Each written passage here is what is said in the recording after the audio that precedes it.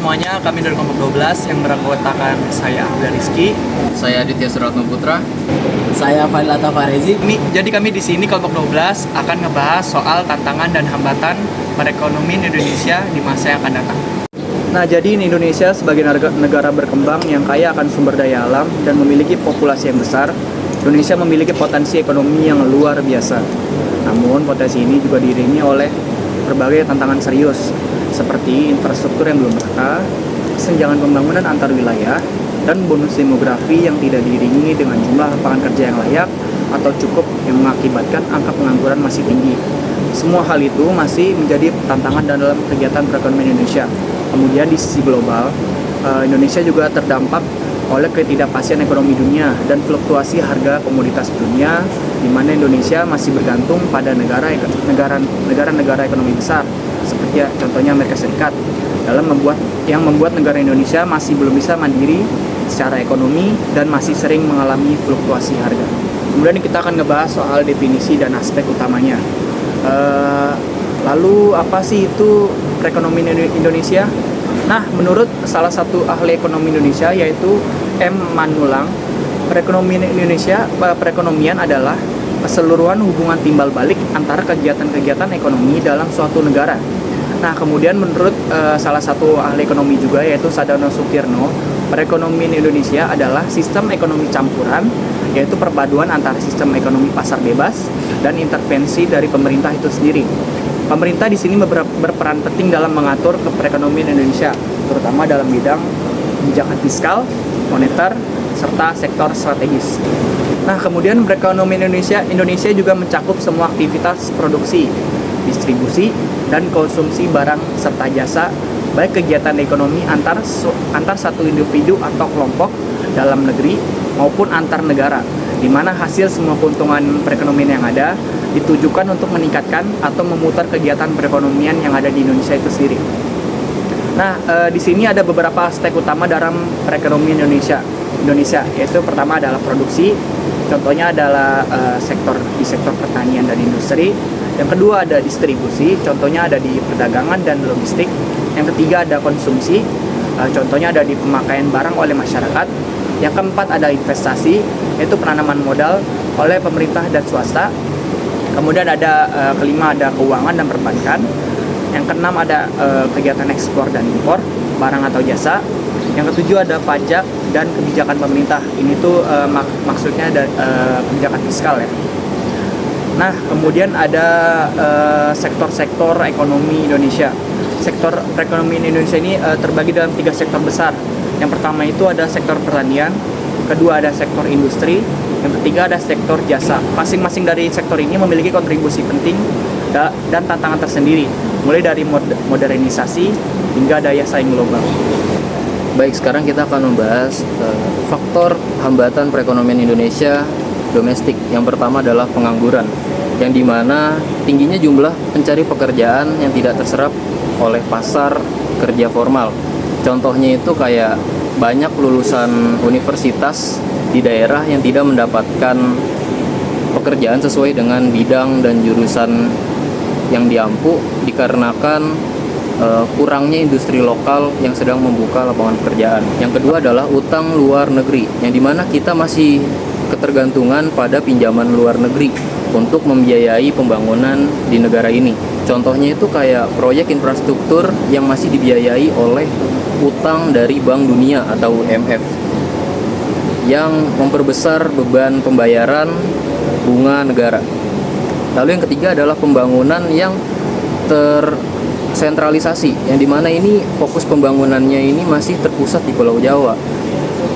Kayak akses jalan tol dan listrik di daerah Papua dan juga NTT ini masih sangat minim dibandingkan dengan yang ada di daerah Jawa.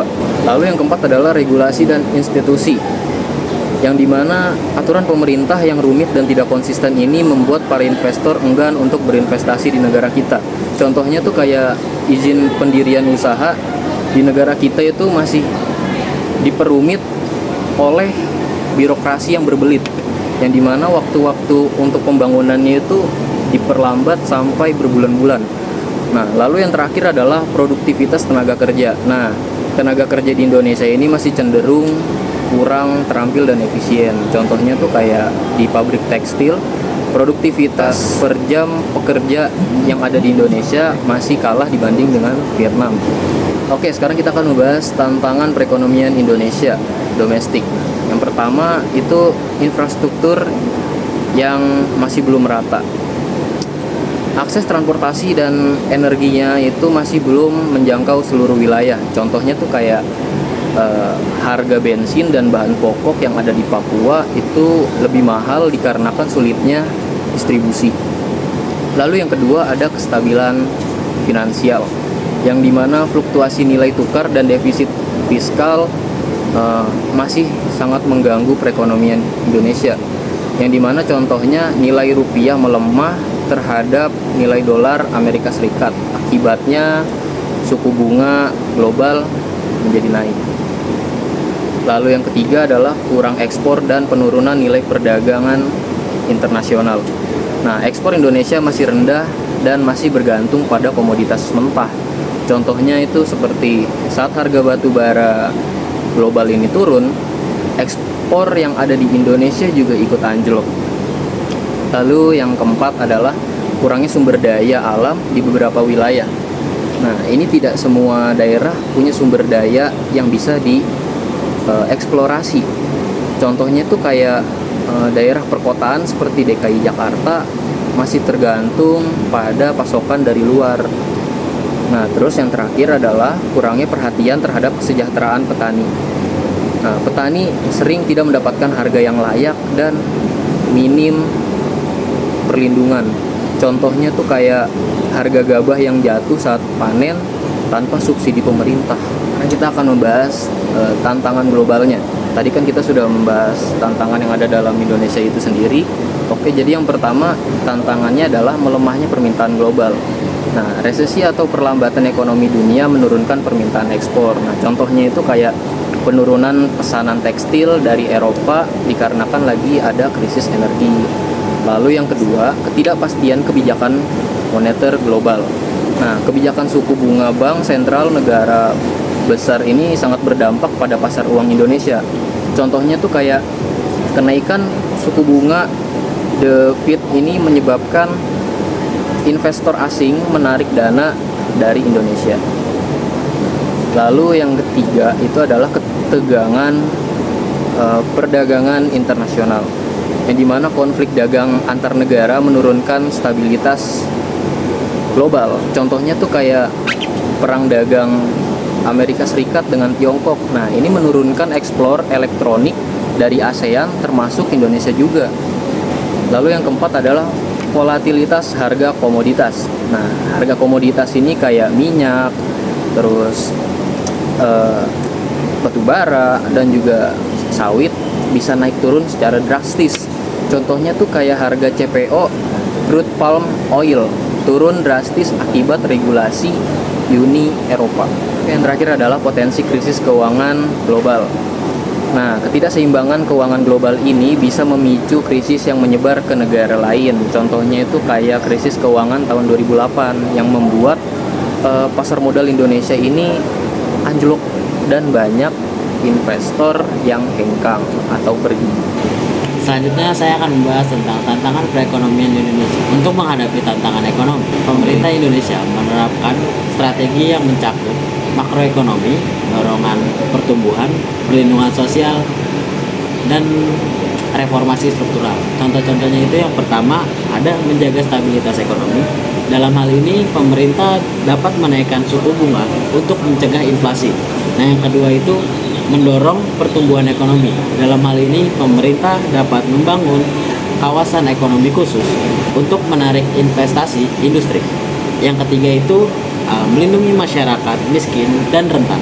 Dalam hal ini pemerintah bisa menurunkan subsidi atau BLT, singkatan dari bantuan langsung tunai untuk masyarakat yang terdampak inflasi. Nah, yang keempat itu ada reformasi struktural untuk daya saing. Dalam hal ini pemerintahan dapat menciptakan omnibus law cipta kerja untuk menyederhanakan perizinan dan mendukung UMKM. Kesimpulan pada video kali ini, Nah, Indonesia memang menghadapi berbagai tantangan ekonomi baik dari dalam negeri maupun luar negeri. Namun, kebijakan yang tepat, pembangunan infrastruktur dan peningkatan kualitas sumber daya manusia, Indonesia memiliki peluang besar untuk terus tumbuh dan berkembang. Baik, demikian video pemaparan dari kelompok kami, kelompok 12. Kurang lebihnya mohon maaf, bila ada salah kata mohon dimaafkan. Semoga bisa menambah wawasan dan juga bermanfaat bagi teman-teman sekalian. Sampai jumpa di video selanjutnya. Bye. Ya.